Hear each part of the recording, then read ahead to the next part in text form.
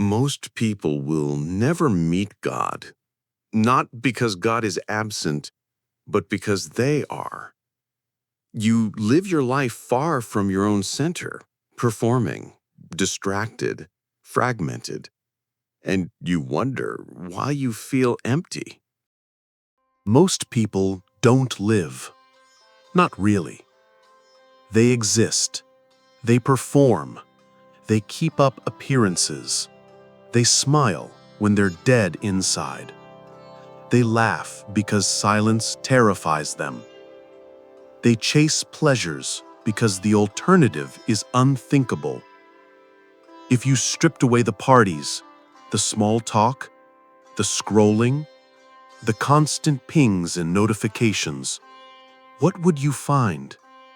A mind starving for meaning, a heart with 1,000 tiny fractures, still bleeding under old bandages, a soul so shriveled it doesn't even dare to speak. We were not made to live like this, perpetually stimulated, perpetually entertained, perpetually disconnected from ourselves. But somewhere along the way, you started believing that's all there is. That you are your achievements, your money, your body, your brand. That if you just keep working harder, earning more, improving, showing up stronger, one day it will all click into place and you'll finally feel whole. But it doesn't. It never does. Because you're trying to patch a black hole with golden stickers. You're dressing up the wound, never daring to clean it out, so it festers and grows and rots beneath the surface of your perfect life. Look around. Look honestly. Most people are living in a silent panic. They distract themselves with food, with alcohol, with sex, with new gadgets, with new goals, anything to keep from sitting alone in the dark with the truth of what they are. Empty, lonely, ashamed, afraid. Afraid of failure, afraid of rejection, afraid of being exposed as a fraud. Most of all, afraid that deep down there is nothing of substance to find. So they keep moving, keep striving, keep competing, keep talking, filling every gap with noise, every silence with scrolling, every ache with consumption. They take pride in how busy they are, how full their calendars look, how many notifications light up their phone, as if being constantly needed, constantly distracted is proof of life. But it's not life. It's just another mask. Underneath it all, there is a gnawing emptiness they dare not name, so they pour more into it, more status, more pleasure, more validation. And for a moment, it works. For a heartbeat, they forget. The void recedes. Until it doesn't. Until it grows so large, it swallows every laugh, every orgasm, every triumph, and they're left there again, naked in the dark, wondering why nothing ever fills them for long. But here's the brutal truth. Most people aren't lost because life is cruel. They're lost because they never stopped long enough to discover who they truly are. They've been sprinting away from themselves for so long that turning inward feels like death. So they stay on the surface, orbiting around a hollow center, calling it success, calling it love, calling it purpose, hoping desperately that somehow, someday, emptiness will start to feel like wholeness. Most people spend their lives chasing pieces, little fragments of meaning, moments of pleasure, tiny escapes from a truth too large to face. They pick up accomplishments, relationships, passions, titles, holding them close like children clutching toys in the dark. But nothing ever fits quite right. Nothing ever silences that low hum of hunger beneath the ribs. Because these are just pieces, not the whole. Jung called this deeper wholeness the self. Not the ego you parade around, not the little personality you polish for the world. The self is something far older, far larger, the living totality of who you are, conscious and unconscious, light and shadow, past and possibility. He wrote, "The self is a God image, not a man." And it's true. It's the closest thing to divinity you'll ever touch, not in some church or holy book, but in the still dark center of your own being. Imagine carrying God inside you your entire life and never even realizing it. Imagine hosting that vast, luminous intelligence, that silent knowing that could heal you, guide you, make you whole, but you're too busy playing with shadows on the wall. Jung also said, the privilege of a lifetime is to become who you truly are. But he didn't mean becoming more successful, or more admired, or more loved. He meant peeling back every false layer, every mask, every borrowed story, until what remains is so raw, so real, it terrifies you. Because meeting the self is like standing before a god. It burns away your pretenses. It dismantles your defenses. It shows you every wound you've tried to hide. Not to shame you, but to integrate you. Jung wrote about this beautifully. He said, "The process of individuation is the process of becoming the person you are inherently meant to be. Not the person your parents demanded, not the image your culture worships, not the brand you constructed to survive, but the being you were carved to become before life started cutting you down to size. If you could meet this self, really meet it, you'd finally understand why nothing else has ever satisfied you, why every success felt hollow, why every pleasure faded too soon, why every love story ended in disappointment, because nothing partial can fulfill a soul built for wholeness. And this self isn't some abstract idea. It's there, right now, moving quietly beneath your surface thoughts, sending up dreams and symbols like flares, begging you to pay attention.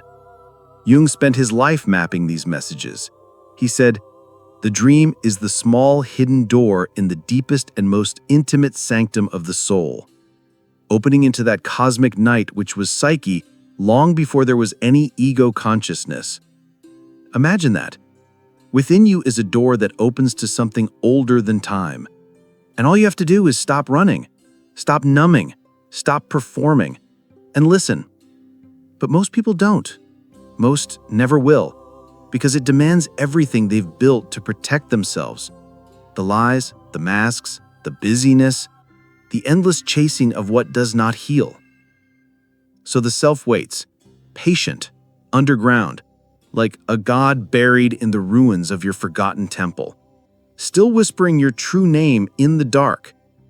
Because if you could meet this self, if you could kneel before it, burned clean of pretense, it would guide you, heal you, make you whole, not by adding something new, but by returning what was lost. Most people will never meet God within themselves, not because God is hiding, not because the self is silent, not because the path is too obscure, but because the price is everything they fear. Meeting the self is not gentle. It is not sweet. It does not come dressed in soft affirmations or feel-good slogans. It is ruthless. It demands your silence, your suffering, your ego's slow, excruciating death. Imagine standing naked before a force that sees every lie you ever told even the ones you told yourself. A force that peels away every illusion you've wrapped around your wounds just to keep breathing. Most people can't bear that, so they turn away. They run back into noise. They cling to comfort. Kierkegaard once said, "We need God most when we are farthest from ourselves." And that's the cruel paradox, isn't it? Because it's exactly when you feel most lost, most hollow, most terrified, that the self waits, ready to lead you home. But it's also exactly when you're least willing to look. So instead, you reach for shallow pleasures. A drink, a distraction, a lover's validation, a new goal to chase. Anything to keep from standing still long enough to feel how fractured you truly are. Jung wrote, "People will do anything, no matter how absurd, to avoid facing their own souls." Isn't that painfully obvious? Look at the world, the frantic pace, the endless noise, the constant grasping for more, more, more. All of it is just a sophisticated way to run from what's inside. Because what's inside is dark, chaotic, full of pain you never processed, shame you never admitted, fears you never faced. Meeting the self is like staring into a bottomless abyss and realizing it stares back. It forces you to see your shadow, the parts of you that crave control, that manipulate, that resent, that lie. Most people can't stomach that, so they keep their lives busy, their hearts shallow, their spirituality performative. They trade depth for distraction, trade meaning for dopamine, trade wholeness for the next quick fix. Because silence terrifies them. Silence is where the voices get loud, where the memories return, where the illusions crack. So they keep the music on, keep the conversations superficial, keep the calendar packed. Because what if, in that terrifying stillness, they found out there is nothing solid inside? No real joy, no real love, no real self at all. Jung understood this terror. He said, "One does not become enlightened by imagining figures of light, but by making the darkness conscious." Most people don't want that. They want comfort, not consciousness. They want salvation, not transformation. They want God to fix them without ever having to meet the raw, untamed self that God actually is. Kierkegaard saw it too. He wrote, "The greatest hazard of all, losing oneself, can occur very quietly in the world as if it were nothing at all. So subtle, so silent, you hardly notice it happening, until one day you wake up a stranger to your own existence." So why do most never meet God within themselves? Because God does not dwell in your comforts, not in your endless distractions or your curated identity or your desperate need to be seen as special. God, the self, lives in the wound you refuse to touch, in the silence you refuse to enter, in the surrender you fear more than death. And so most will never meet him, not because he is far, but because they will never stop running long enough to let him find them. Here's the most vicious irony of all. The portal is right there, closer than breath, more intimate than your heartbeat. God is not out there, floating in some cosmic sky or sitting on a throne of clouds judging your petty failures. God is the center you keep running from, the wound you keep medicating, the abyss you keep ignoring. That's why it hurts so much, because deep down you know, every time you numb the pain, every time you bury the ache, you are turning your back on the only path that could ever make you whole. Jung once said, "There is no coming to consciousness without pain." And that's the rub, isn't it? Everyone wants to be enlightened, but no one wants to bleed for it. Everyone wants transcendence, but few will crawl through the mud of their own brokenness to reach it. They'd rather take shortcuts, swallow platitudes, repeat mantras, anything to avoid descending into the raw, unlit places inside. Kierkegaard called it despair, the sickness unto death. He wrote, "The greatest hazard of all, losing oneself, occurs very quietly in the world, as if it were nothing at all. Not through catastrophic failures, not through moral collapse, but simply by drifting, by refusing to go deeper, by staying safely on the surface where nothing truly matters." So you keep busy, keep chasing, keep fixing what's visible, the body, the career, the image. Meanwhile, the self waits in silence. That living God image within you is patient beyond comprehension. It will wait years, decades, lifetimes. It will keep sending you dreams that disturb you, relationships that break you, failures that humble you, all in the desperate hope you might finally look inward instead of outward. Because paradoxically, the very things you try to avoid are the things trying to save you. The wound is not your enemy, it's the doorway. The pain is not punishment, it's the invitation. The abyss is not annihilation. It's where you finally meet the God you've been seeking in every corner of the world, except one place he actually resides. But who dares to walk into the wound? Who dares to trust that falling might actually be flying in disguise? Jung wrote, "Until you make the unconscious conscious, it will direct your life and you will call it fate." That is the tragedy. You spend your life avoiding the darkness, all while it shapes you in secret. The shadow you refuse to confront still controls you. It just does so from the dark, pulling your strings while you call yourself free. So the paradox is brutal, almost cruel in its simplicity.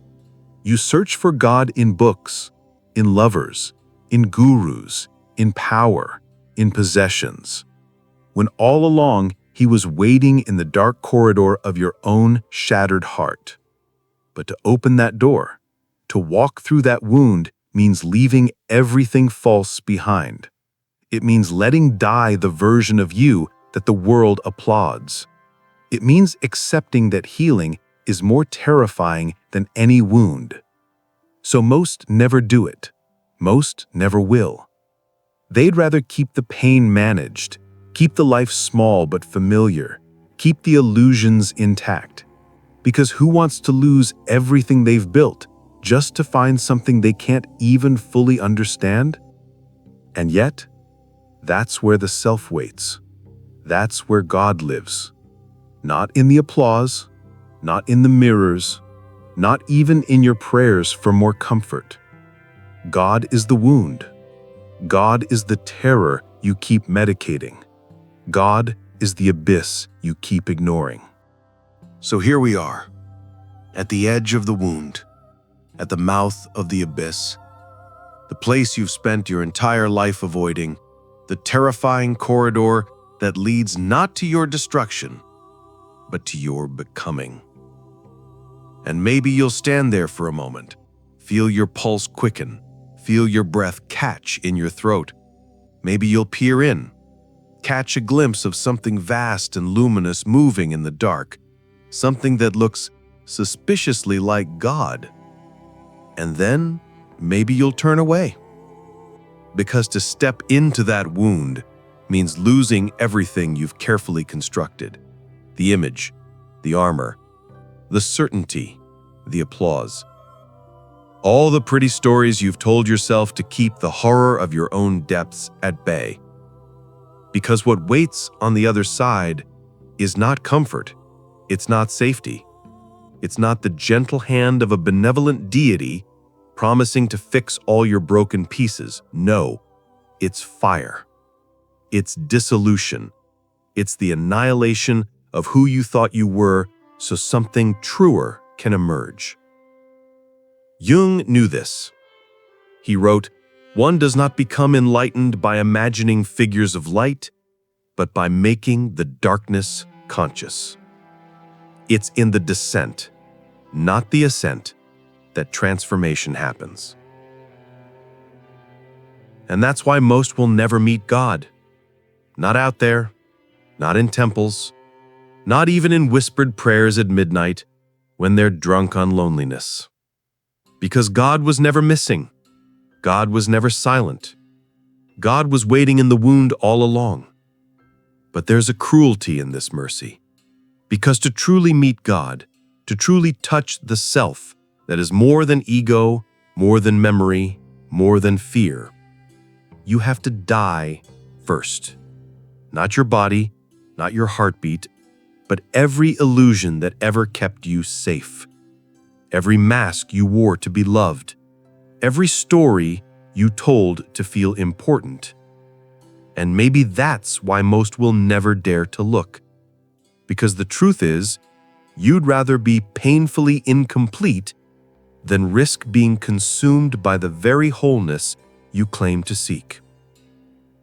So you'll keep orbiting, keep chasing, keep medicating the wound that was always meant to be your doorway. Maybe that's tragic, maybe that's sacred. Maybe it's both. But if by some violent grace you ever find the courage to step inside your own devastation, to let the self tear through every false wall you've built around your heart, then maybe you'll finally see that the God you were searching for was never out there. He was the center you kept running from, the wound you kept anesthetizing, the abyss you kept ignoring. And maybe in that shattering, you won't find the comfort you always wanted, but you might just find something better, something terrifying, something holy, something so unbearably real, it will haunt you for the rest of your life. And perhaps, for the first time, you'll finally understand why the self is called a God image. If this moved something inside you, stay. We're building something for those who don't fake it. Subscribe, not just for the content, but for the confrontation. And if this left a wound, maybe it was meant to. Sometimes, the best way to go deeper is to share the pain. Share it. Someone out there is still searching for God in cathedrals and doctrines, in lovers and gurus, in everything outside the wound that was always meant to open them, still calling silence emptiness and the pain problem, still waiting for some distant voice to tell them who they really are. But maybe the voice was never far away. Maybe the wound is the only temple they should enter. And this might leave a crack just wide enough for the question to slip through. And sometimes, that's all it takes for the sacred to finally be heard.